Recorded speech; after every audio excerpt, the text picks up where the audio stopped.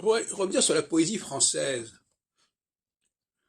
En réalité, le paradoxe de la poésie française, c'est qu'on ne respecte pas les rimes.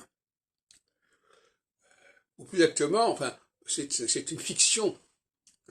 Quand on peut rimer, par exemple, je sais pas moi, la vengeance avec la défense, ou je sais pas quoi,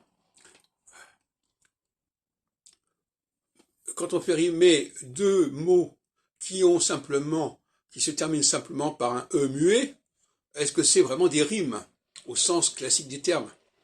Pour les pays latins du Sud, la rime, c'était le A, le A plus le A, le O plus le O, etc.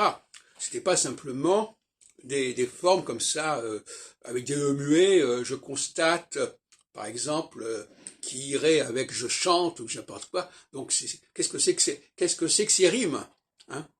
On fait rimer des sons qui ne s'entendent pas. Alors ça, c'est comme extraordinaire. Je chante, je passe, eh ben ça va rimer, soi-disant. Mais qu'est-ce qui va rimer puisqu'on n'entend pas? On va faire rimer des silences. Bizarre.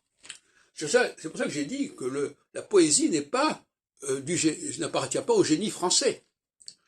Le génie français, c'est un génie de la musique, de la fluidité de la langue.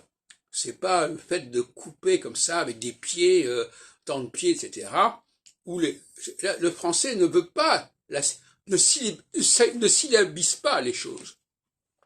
Il ne découpe pas les mots en pieds en disant voilà, il y a une consonne plus une voyelle, une consonne plus une voyelle, non.